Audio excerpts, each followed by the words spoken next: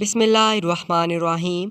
हज़ूर अकरम सल्लल्लाहु अलैहि वसल्लम के पास एक गरीब आदमी ने जाकर अर्ज़ की, मेरा हाथ बहुत तंग है, कोई ऐसी तजवीज़ बता दीजिए कि ये तंगी जाती रहे। ख़ातमुन नबीयीन हज़रत मोहम्मद सल्लल्लाहु अलैहि वसल्लम ने पूछा, कुछ तुम्हारे पास है भी?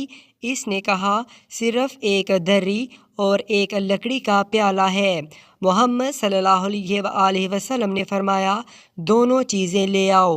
गरीब इसी वक्त दर्री और प्याला ले आया, जिन्हें आप सल्लल्लाहु अलैहि वसल्लम ने वहीं बैठे बैठे किसी के हाथ 8 आने में बेच दिया और उसे दाम दे कर फरमाया, इसमें से 4 आने की तुम एक कुल्हाड़ी ले आओ और 4 आने का आटा आज के लिए घर में दे आओ।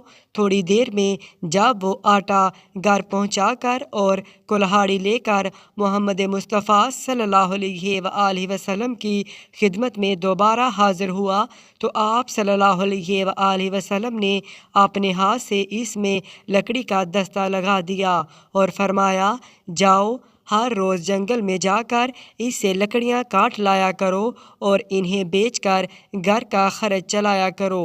15 दिन बाद फिर आना और हमें अपना हाल सुना जाना। गरीब ने 15वें दिन आकर अर्ज़ की, घर का खर्च चलाकर इस वक्त मेरे पास 2 रुपये मौजूद हैं। आप सल्लल्लाहु अलैहि वसल्लम बहुत खुश हुए और वो शख्स थोड़े अरसे में खुशहाल हो गया। रोज़ाना वाक़यात सुनने के लिए हमारे चैनल को सब्सक्राइब करें। शुक्रिया।